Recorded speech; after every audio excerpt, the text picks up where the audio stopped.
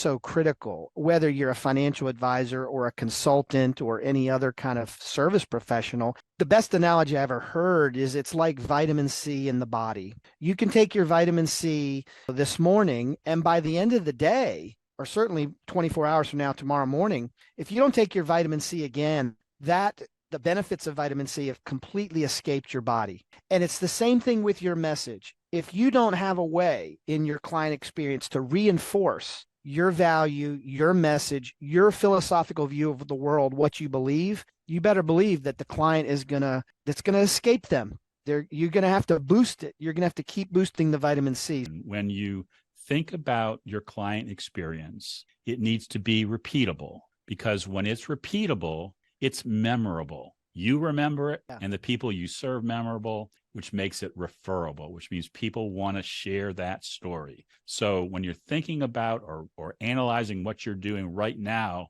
with your client experience, ask yourself, is it repeatable? Is it memorable? But in memorable, it also equates to quality, not just quantity. And then is it referable, which I think also speaks to that real value that you deliver.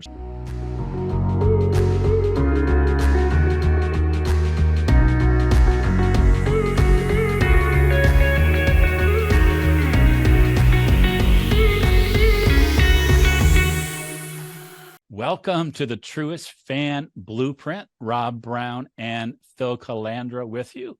Welcome, Phil. Hey, Rob. Good to see you. Yeah, it always is. And today we're going to talk about a topic that I think we both enjoy just as much as the other, because it's been a part of the way that we've run our businesses for a long time. And what we're going to talk about is the idea of delivering the ultimate client experience. If that rings a bell to anybody listening to the podcast, part of it might be the fact that back in 2014, I wrote a book called Delivering the Ultimate Client Experience. But I'm not here to pitch the book. But it is a great book, Rob. I still have it on my nightstand. Yeah, lots of people still use it as their guideline. So there's no doubt about it. And you can go to ultimateclientexperience.com if you want to grab a copy. But the reason that we wanted to talk about it is, as Phil and I were preparing for the podcast, what we discovered is that we've been getting a lot of questions from advisors recently around what should we do when it comes to continuously delivering a high level of service and communication to our clients in a world where communication has changed, where we see things all the time like use AI to improve your client experience, or you get the ads from the website companies and email companies that are all merging, and they want to sell you this wonderful, quote unquote, personalized content that really all looks the same. And we think it doesn't have to be that hard. It just needs to be consistent. So Phil, you're still in the trenches. You've got a $100 million plus business working with clients just about every day. When you think about client experience, what's the number one thing that comes to your mind? Well, let's see. How much time do we have on this podcast? No. Well, that's why I said number one. I didn't say give me all 27. Couldn't agree more where to jump in. I think that, well, studies show over and over and over the number one reason that clients leave an advisory practice is it's not performance of the portfolio. It's not the client wine tasting or events. It's simply the lack of communication. So taking that first nugget of truth to build the ultimate client experience, I think you have to define what is your communication protocol to clients. Now, once you do that, you have to understand what it is you want to say. What is your message? And then that becomes kind of point number two that I want to make is, what is your value proposition? Unfortunately, the terms value proposition has all the meaning beaten out of it in our industry and every industry. But to me, a value proposition is simply the concise message of who you are, what you do, how you do it, and why the price that you charge for it far exceeds the benefit or the value that they're going to receive. So those two things, Rob, I think in the conversation about how you need to communicate, what you need to say, how you need to say it. And then the last point I'll make is the reason communication is so critical, whether you're a financial advisor or a consultant or any other kind of service professional. The best analogy I ever heard is it's like vitamin C in the body. You can take your vitamin C this morning, and by the end of the day, or certainly 24 hours from now, tomorrow morning, if you don't take your vitamin C again, that the benefits of vitamin C have completely escaped your body. And it's the same thing with your message. If you don't have a way in your client experience to reinforce your value, your message, your philosophical view of the world, what you believe, you better believe that the client is that's gonna escape them. You're gonna have to boost it. You're gonna have to keep boosting the vitamin C. So three real quick things, Rob, I think if I think they're quick when Well, I actually, think about let me before you get into those three things, let me point out something that you said, which I think is vitally important to frame this conversation. When you think about your client experience, it needs to be repeatable, because when it's repeatable, it's memorable. You remember it, and the people you serve memorable, which makes it referable, which means people want to share that story. So when you're thinking about or analyzing what you're doing right now with your client experience, ask yourself, is it repeatable? Is it memorable? But in memorable, it also equates to quality, not just quantity. And then is it referable, which I think also speaks to that real value that you deliver. So I just wanted to add that in there, because I think this is going to play right into the three things that you want to share. Yeah, one quick comment on that. That's absolutely right. And that begins with you defining who you are, what you believe, and what your value proposition is. If you don't have that, then it can't be repeatable. Because what I see with a lot of advisors, and I know you see that too in the advisors that we coach, is they're always reacting. They're always going to the next news story, and they're trying to position themselves as the advisor based on some current event or some market phenomenon, as opposed to, in my practice, it's centered around financial planning, holistic, comprehensive financial planning, and behavior management, making sure that once we've developed the financial plan, that the client doesn't blow themselves up, because that is our human nature. That's my value. That's my belief, or where I center my communication from. So for me, I think that kind of core three things, and you could do this yourself, build it out on a calendar, right? Really be intentional about what your client experience is going to look like, and build it out on a calendar. For me, it consists of a weekly memo. Yes, you heard that correctly. Weekly. Now, do I miss a Friday or two here and there? Yeah, of course. It doesn't have to be laborious, but I curate content, so I'm not writing it for myself every week. My good friend Ashby Daniel helps me with that, Money Visuals. So a weekly memo, a quarterly webinar, which is very briefly about market indicators or performance. The rest of it is behavior. I send out regular requests, or it's in the form of a postcard, right, that you introduce me to. It's asking for referrals. It's a systemized approach. I do that twice a year, along with a annual letter and a semi-annual letter in the mailbox, right? People still, you hit on it in the beginning.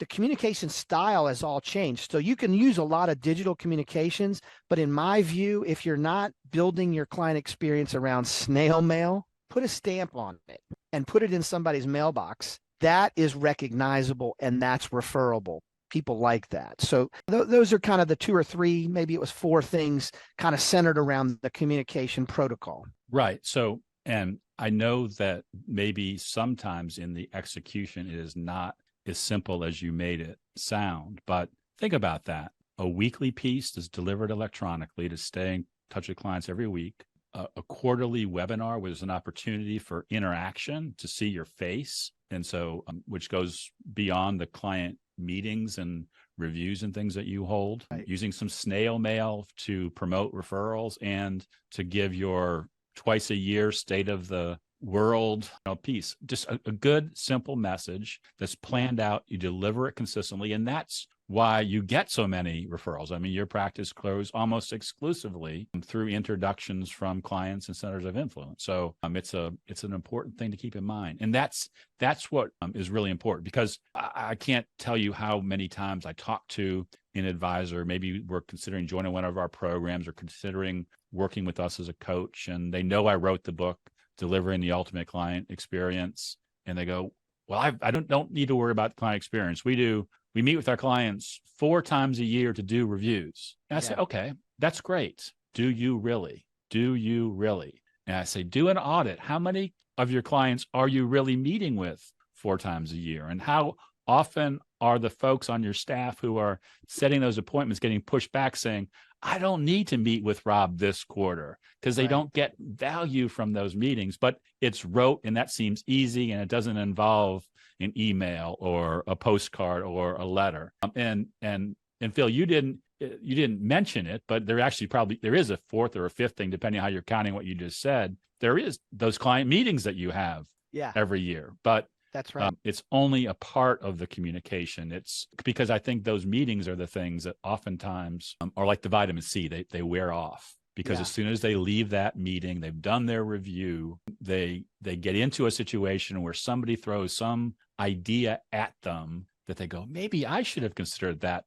Why didn't Phil or Rob mention that to me? And all of a sudden the behavior is all screwy, and they aren't taken back to what their most important goals are and how you're helping them stay on course for that. So, I mean, it's simple, but it's powerful to have and build a system like that. Yeah, and it really is powerful. I was having a conversation not too long ago with the firm leader, a sizable firm actually, and the question came up around digital communication, and the long and short of it was, how do you measure click-throughs? How do the information is relevant? Why do you keep sending that out if you have a low open rate? And I said, whoa. I said, stop. In my opinion, and this is just mine, maybe some marketing gurus disagree with this. If I can consistently add vitamin C to my client's body, what do I care if they open it,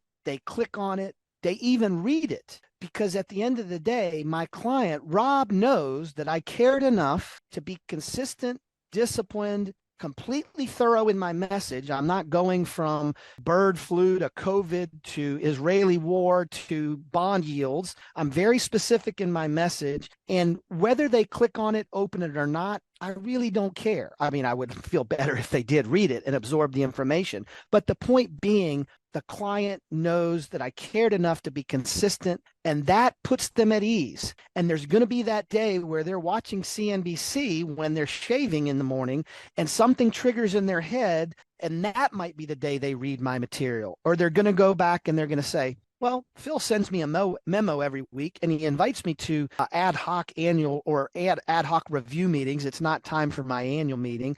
I'll just call Phil's office. Bingo. That's the client experience. That's what you want.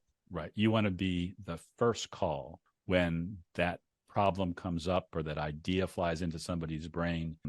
You're the first call. And that works, although we're not talking about client acquisition today, it works in client acquisition prospecting too, because you can treat your prospects like clients, and then all of a sudden your client routine becomes your best marketing tool, right? Because those prospects that you're getting in front of regular saying, wow, my advisor isn't doing this. And so exactly, you become, as the prospector, the first call. So it is that consistency. And it's that simple.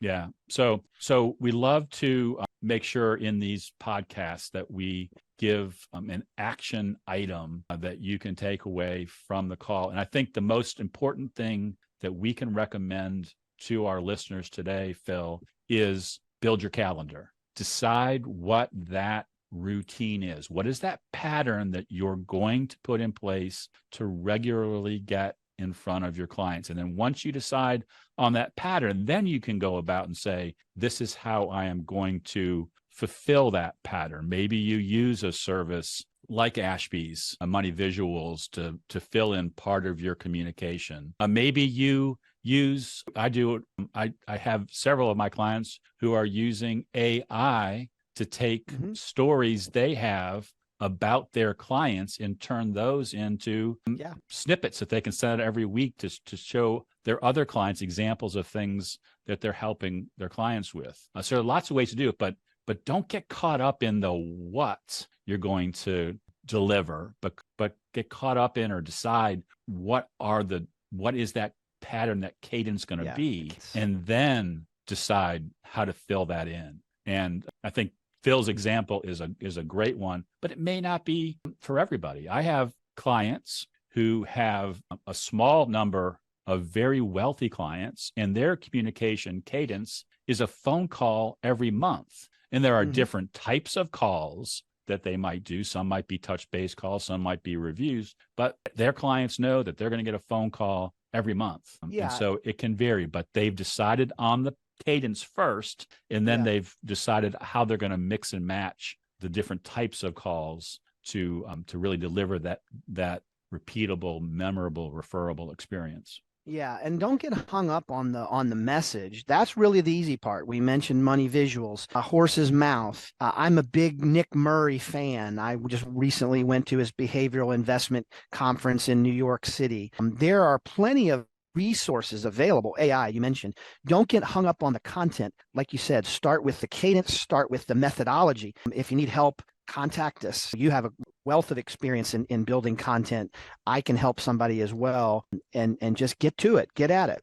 Yeah, absolutely. Please reach out to us if you have any questions about this, because it really is important. In fact, I hadn't thought about this until just now, Phil, but if you're listening to this podcast and you want to develop a calendar, I happen to have one. It's in Delivering the Ultimate Client Experience, and I'd be happy to send it to you, or give it to you. So if you look in the show notes, there'll be a link to an example or examples of client communication calendars that could help get you started on this path, because we really believe that if we're going to be rooting for your success, which we say all the time, we need to help give you some tools to do it. That's it. All right. Well, let's call it a podcast, Phil. Let's wrap it up here. Thanks again for the great conversation. And of course, if you like the things that we're talking about, please share this podcast. Give us a rating. We want to build our audience as we continue to build Truist fans. Take care. Yeah. Be well.